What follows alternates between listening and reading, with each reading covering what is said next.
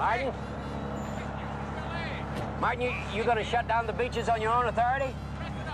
Well, what other authority do I need? Technically, you need a civic ordinance or a resolution by a board of selectmen. That's just going by the book. We're really a little anxious that you're rushing into something serious here. It's your first summer, you know. What does that mean? I'm only trying to say that Amity is a summer town. We need summer dollars. If the people can't swim here, they'll be glad to swim at the beaches of Cape Cod, the Hamptons, Long Island. That doesn't mean we have to serve them up a smorgasbord. We never had that kind of trouble in these waters. Well, what else could have done that to that girl? Boat the belly? Well, I think possibly, yes, a boating That's accident. not what you told me over the phone. I was wrong. We'll have to amend our reports. And you'll stand by I'll that? stand by you. Martin, a summer girl goes swimming. Swims out a little far. She tires. Fishing boat comes along. It's happened before. I don't think you appreciate the gut reaction people have to these things. Harry, I appreciate it. I'm just reacting to what I was told. Martin, it's all psychological. You yell barracuda. Everybody says, huh? What? You yell shark. We've got a panic on our hands on the 4th of July. JAWGUST. JAWGUST.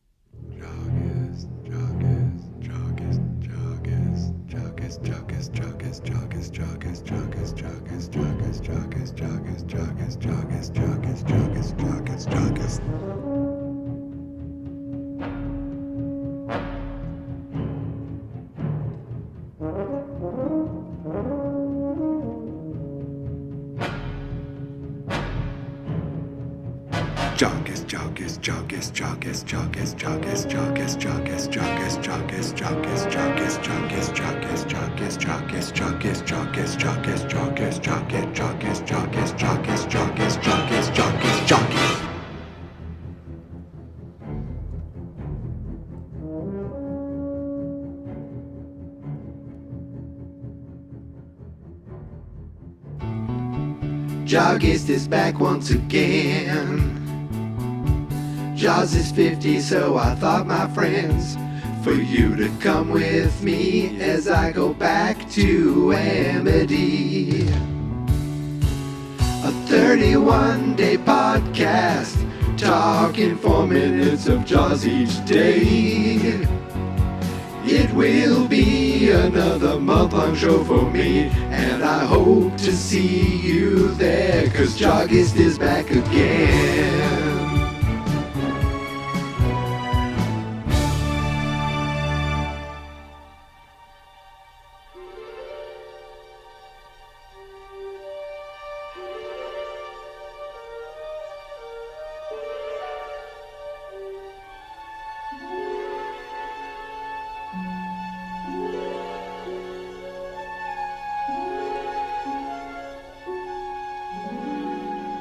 Happy Monday, everybody. Happy day 4 of JAWGUST. Happy day 4 of Golden JAWGUST. Yes, today is JAWGUST 4th, 2025. And do you know what that means? Happy JAWGUST to me.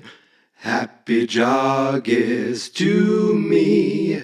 Happy day 4 of Golden JAWGUST. Happy JAWGUST to me. You know, when I was recording that, it didn't feel as sad as it does when I'm listening back going, am I technically singing happy birthday to myself? Yes, I am today. Today is my birthday, and I am another year closer to not being in my 40s anymore. I mean, if I give it away, I'm afraid to give it away. I'm old, okay? Let's just say I'm going to enjoy saying I'm in my 40s for as long as I possibly can. And those days are very, very numbered. Now, look, it's not as sad as you think. Did my birthday fall on a Monday? Yes, it did. Did I work all day during my birthday? Yeah, of course I did. But did I get up extra early to, well, go grocery shopping? Oh, yeah, that happened too. But did I stay up late to podcast about Jaws? No, that also happened as well. But yesterday, my wife and I went blueberry picking. That was, I complained about that too. Saturday, we did have cake. We got dinner. So there you go. We celebrated my birthday a couple days ago. I got a wonderful cake, which I should have some right now. There's still some left on the counter. It is my favorite. It is chocolate. I don't know if you're familiar with the flavor, but that is my favorite type of cake. And did I spend time with family? Yes, I did. Did I get gifts? Yes, I did. At this age, do I still get gifts? I get a certain amount, not as much as I used to. But I'm always appreciative of gifts that come in a piece of paper that says, go buy something. And I'm like, yes, I will. Now, I remember back on August 4th, 2020, I sent a letter to Mother, and I wasn't sure about doing it this time, but I did open up the voicemail line, hoping to hear something. I did get a message from Father and from Brother. That was very nice to hear from both of them. But wait a minute. Oh my God. Oh my gosh. I don't want to be like, I don't mean to go behind the curtain so much, but I just got a new voicemail in now. Could it be? Could it be the answer to all my dreams? I'm sorry, I'm getting really emotional. I think I recognize this number. I'm just gonna play this voicemail right now. Mr. Carrera, my name is Jacob Dolph from Lundgren Dolph and Associates. We represent a client who does not want to be named, but she just goes by the code Mother. She asks that you, and I quote, cut the shit and grow up. Enough with these letters and flowers. However, no matter how things are between us, you know that August 4th has always held a special place in my heart because, of course, it's Billy Bob Thornton's birthday. The guy's been married 6 times. He's that lovable. You should count your blessings every day that the lovely girl that married you doesn't leave you and become lucky Mr. Bob Thornton number 7. Mr. Carrera, she then goes on in an expletive-laced tirade that goes on page after page. But really, the gist of it is that she doesn't want you to... The mailbox is full and cannot accept any messages at this time. Goodbye. It got cut off, but I'm going to guess she says she just doesn't want me to not have a wonderful August 4th birthday? Look, I don't know what that voicemail was. First of all, totally butchered my last name. Second of all, talked about something called August. I don't know what the hell August is. Third of all, I did forget to say happy birthday, Billy Bob Thornton. So I do want to say that officially right now if he's listening, and I'm pretty sure he is. Look, I don't know what's sadder. The fact that I just listened to that voicemail, or the fact that I used that time to get up and cut myself a piece of my own birthday cake to eat whilst recording, because this is actually happening. That was the sound of me putting birthday cake into my mouth. It happened. It's real. But my wife did buy the birthday cake. I was with her, but that's only because I wanted to make sure that it was that exotic flavor of chocolate. I love chocolate.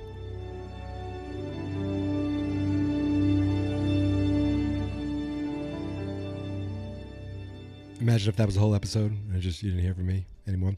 Anyway, enough of that. I am actually eating cake. I did have a great birthday. And now I'm talking about a great movie. A wonderful movie that also is focused on the 4th. Not August 4th. Not whatever August 4th is. But the 4th of July. The most important time of year for Amity. They're a summer, resident. They're a summer place. They rely on the summer dollars. So, of course, Mayor Vaughn is going to get out of the car with the medical examiner. Like, look at the people that are with him. The medical examiner's there. The guy from the newspapers there, who happens to be Carl Gottlieb, the man who penned the script version of the Jaws that you're watching right now. The Hendricks is in the background. He doesn't want any part of this, but I don't know why they brought him along. Hopefully he got back and, gave the signs for Polly to, do the printing, even though it doesn't sound like they're going to need them just yet. And then there's this other guy. That guy right there in the shirt and tie that you see just standing there, I think he drove the car, maybe, or did Carl Gottlieb drive the car? Oh, Carl did. This guy was just in the back seat. He gets out just to get out, right? And the funny thing is, later, this guy's going to get trampled in the ocean because of moments like this. Because this guy is a yes man for the mayor. And remember, like later on in the movie, he's just working on his suntan lotion, trying to get his tan and sitting out in the sand. But then he goes into the water. And of course, it's just a scare. But, this guy ends up face down in the water. And right now he's there just like, we're going to tell that Chief Brody. He's part of the team. I blame him. I blame the newspaper guy. I blame the medical examiner. I kind of blame Hendricks, but not that much. There's not much he really can do. And apparently Brody technically needs a city ordinance to close the beach, but they basically they coerce him. They get him to, well, I guess they get him to not close the beaches. But what they really do is they're like, you'll stand by this. Even though he gives in, he's like, I'm not taking this fall alone, even though later he gets slapped for no reason. The medical examiner, I'm sorry, this cake is delicious. The medical examiner is like, yes, a boating accident. He'll stand by that, yes. But then he just turns away, like he can't even look. He walks away. Then all of a sudden, it's the mayor and Carl Gottlieb from the newspaper. Then he gets turned away and he can't even look. He kind of walks away. You see these guys are all, well, no, I guess he turns around. But really, at a certain point, they're like not even paying attention. And that's when the mayor goes in. He's like, listen, that's just a great line. You yell Barracuda. People are like, huh? What? You yell shark. We got a panic on our hands on the 4th of July. So in other words, he's like, hey, it happens. Oh, when he talks about a girl swims out, a propeller hits him, it happens all the time. It happens more than you think. But he's basically like, look, this town needs, now think about it. Think about this. This town needs the summer dollars to come in. Why? These people, they don't live there. They come there and what do? They spend money. What else do? They rent. They rent houses. They rent cottages. They rent apartments. Whatever they do, they rent. And who happens to benefit from people renting but real estate agents? And who owns a real estate agency? The goddamn mayor of Amity. Now look, I've gone on record to say that Mayor Goldie Wilson hasn't done a great job, at least in the 80s. Seems like his descendants do a great job in 2015. That place looks, pristine. But downtown Hill Valley in 1985, I don't think you'd want to walk through there at night. However, it's not for lack of trying, and it's not for greed. This mayor right here, might be the worst mayor, because he's not doing this just for the people and the money coming in. He's doing it to line his pockets. Okay? This is personal. And to be honest with you, I don't think I ever made the connection that he's a realtor. Of course he needs these people to come in. You think he gets a Cadillac just from being the mayor of Amity? You think he can afford suits like the thing he's wearing right now with those anchors just on a mayor's salary in a place that's a seasonal? You think he's not raking in the money? Mayor's salary, realtor, and in the book it's even worse. But this guy's up to no good. I don't like it. I don't like it at all. And I don't like the fact that Brody rolls right over and says, Mayor, all right, that's how you want to play it. I guess I won't do anything about it. I mean, really, what's the worst that could happen? I'm gonna get my raft and go back out in the water. Let me see your fingers. Alex Kintner, they're beginning to prune. Just let me go out a little longer. Just 10 more minutes. Thanks.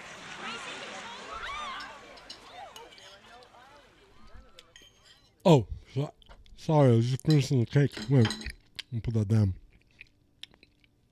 Anyway, yeah, what's the worst gonna happen, right? It's a beautiful day in Amity. It's the following day. The beaches are full, families and fun. There's a guy with his dog. I mean, it is a wonderful day in Amity. It's so peaceful and quiet that even the chief of police in a police force that I assume have 2 officers, the chief of the police has the day off and can hang out at the beach. So we are closing in on one of the most memorable scenes and memorable shots in movie history. It's not today, though. It is not today, but we are getting there. And the fact that we're getting close, I can feel the tension. Everyone knows what happens to Alex Kintner. And we see this kid go out on this raft. And when you don't see the kid, when you just hear him, you can't help but notice how young he sounds. And it makes the tragedy that you know is coming, again, not today, even more tragic. I don't know. It's just, I was trying to line up, the moment in the clip where it just gets him to start talking. So I'm just listening to it and I'm like, my God, he just sounds so young and just, I don't know. Thinking of it in a real sense is just crazy. Like, it's sad. I know it's a movie, but if I think of this kid saying, hey mom, can I go out? And, oh, Alex Kintner, just 10 more minutes. And it's the last 10 minutes. Oh, he doesn't even make 10 minutes. But it's the last time they'll ever see each other. And they don't know it at this point. And the movie going audience the first time around, I don't think they know it at this point, unless you read the book. Imagine the people who read the book and they're like, oh my God, it's going to happen. How is this going to happen? What's it going to be? There's that anticipation. And then there's the people who are just watching, have no idea what's going to happen with this kid going out on his raft. And there's this other guy playing with his dog, Pippet. I'm pretty sure that, the dog, Pippet, the shark, didn't skip it. I'm pretty sure Pippet is, you know what? I don't want to get ahead of myself. Pippet right now is just playing on the beach with his owner, with his dog daddy. So everything's great. I want to give a shout out to future guest, former guest, co-host of Fine Movies, Fine Spirits, Chris, for mentioning this scene, not just the tense, not the part for tomorrow, but in this scene, in this 4 minutes, we see Brody, and there are lots of cuts in this scene, but it feels almost seamless because Brody's sitting there looking off into the ocean, and then you see this body, like you see a blur, and it just looks like a person walking by on the beach. And when the person goes by, it's a little closer to Brody. When they walk by again, it's even closer to Brody. 3 cuts, maybe it was one long shot and they just cut it up to make it seem like it was getting closer and getting closer. But that's it. It adds to the tension because you realize Brody, he can't focus. He knows something that nobody else there knows at all. Maybe Ellen. Maybe he talked to Ellen. But no one else around there, definitely not the kids, definitely not the families. And he's sitting there, realizing that he made his bed and now he's lying in it, or his beach chair, he's sitting in it while Ellen's just enjoying the weather, talking to, the locals, their friends, basically telling Ellen to her face she's never going to be an islander. Never. Never. You're not born here. You're never going to be an islander. Just having fun, hanging out. Everyone's having an enjoyable time. But Brody is just focused on the ocean. He sees this old lady floating. He hears screaming. At one point, it's just these teenagers playing in the water. He sees this like thing coming up behind the old lady, and it just happens to be an old man. It happens to be Harry again. It happens to be Bad Hat Harry. He's the same guy at the beginning who was trying to get Brody's attention when Brody was heading to the hardware store to get paint supplies. He is just nervous. And again, they do it again with the cutting in front of him. And it is just so well done because it feels like it's one seamless, like it's not seamless, but it's not one shot, but I don't know. It just feels, it's hard to explain. Like it just feels so seamless that you barely even notice how they're doing it, the cuts. And it's that cool thing of people going by. So I talked about this the other day, how this town is just not prepared for a tragedy on this level. A guy comes over and is like, listen, Martin, I know you got some stuff going on downtown, but I really wish, I need to talk to you. I need a few things. There's some cars parking in front of my store. Like, people really worry about parking and people parking out of town. That's when the teenagers scream, and he gets all nervous. There's a cool shot of this guy. He is talking to Brody. He's on the right side of the lens of the camera, and on the left side, you see off in the distance the teenagers, screaming and playing in the water, and both are in focus. And I forget what this is called. It's like a split focus. Maybe it's called split focus. You can kind of see the lines, like right on the edge of his shoulders and the edge of his hair. It looks a little fuzzy, but for the most part, it's a really well done shot. I just watched Reservoir Dogs the other day, and, there's a movie that's, 15, 16 years later, and that's crazy, isn't it? Like, you feel like Jaws is so long ago, and Reservoir Dogs, you're like, oh, that's an older movie, and there's only like 15 years separating them, right? 75, 85, and then 16 years would be 91. So maybe 17 years. Okay, but still, doesn't seem like that long. 17 years ago doesn't seem that long ago, and that's only between Jaws and Reservoir Dogs. Anyway, I think I did the math right. Anyway, there's a split screen in that. Same thing where the Tim Roth character is in focus. I think and then the cop in the chair is in focus. And I think this does it better. Now, this has a bigger budget, but I think that one you can almost see the line even, it's not quite as blended, and it's a little longer of a shot, so maybe you linger on it.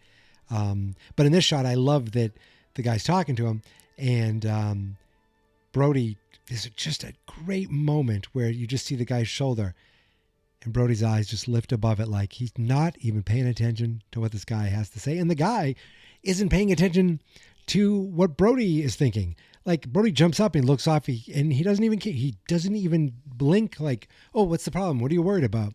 He just says what he needs to say, and then he moves on. And Ellen's like, gee, are you okay? You seem pretty tense. Do you not want them to go swimming? He's like, no, let the kids go swimming. So he lets Michael go in the water. I don't think Sean goes in. I think Sean plays in the sand, but we don't see that here. We see Michael and a bunch of other kids jump into the water with Alex, who's to me, he seems way off on his float. But a very quiet day, not a lot of surf, not a lot of waves, pretty quiet. Like, there's some parts of Salisbury Beach where the waves get pretty rough, but then there's other parts where it's very calm. And this seems like that kind of area where they're hanging out at the beach, and they bring a football out there. And the last thing we see is that old guy, or we assume it's somebody. We don't see who it is because the head gets cut off. We know who it is. Someone's just about to sit down and talk to Brody as the scene comes to an end.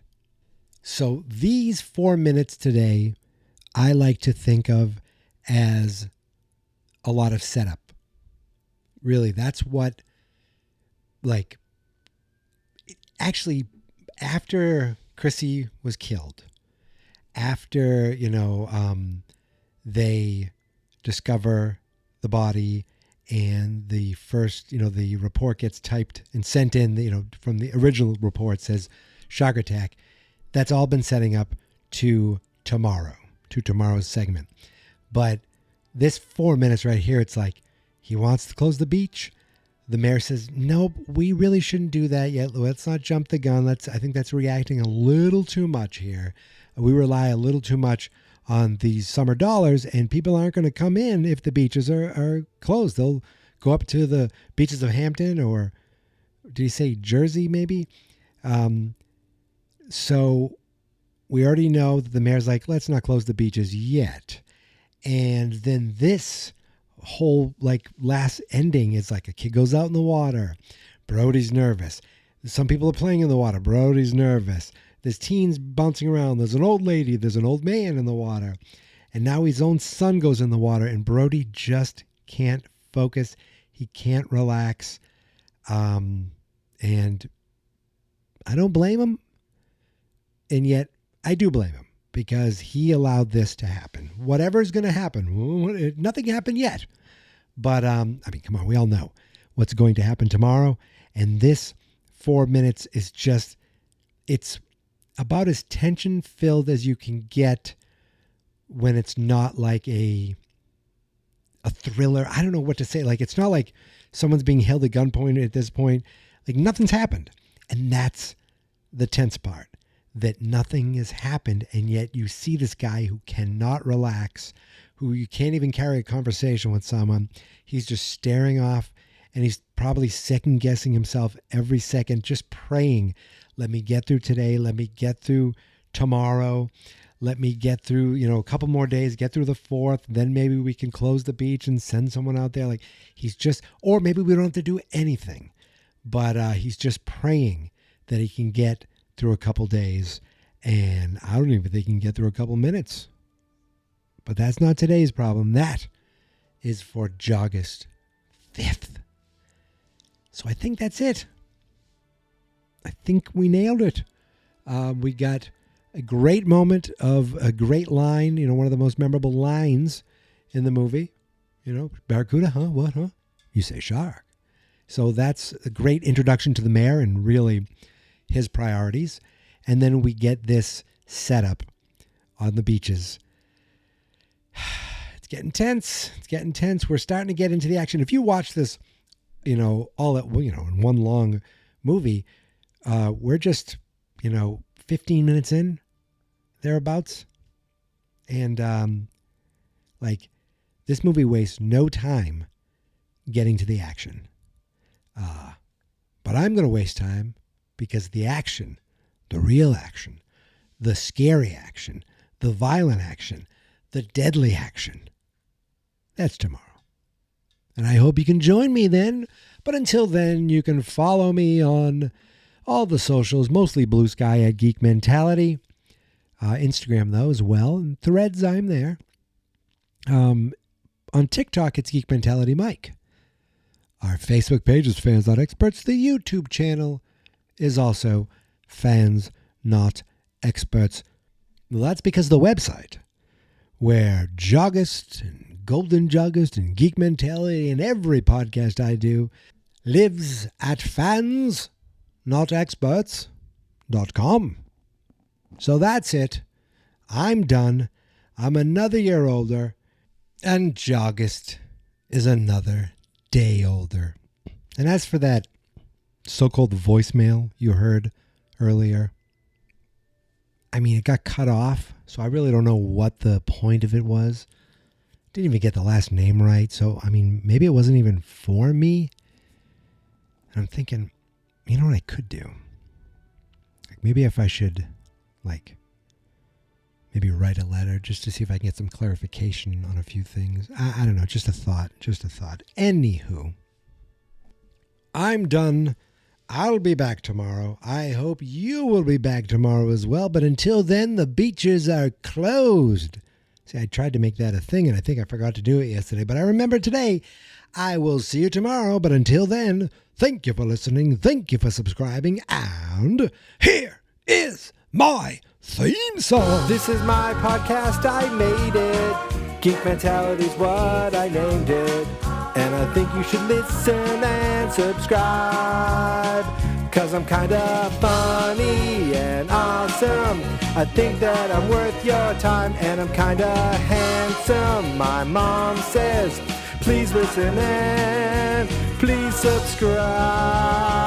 At least listen to this episode. Fans not experts.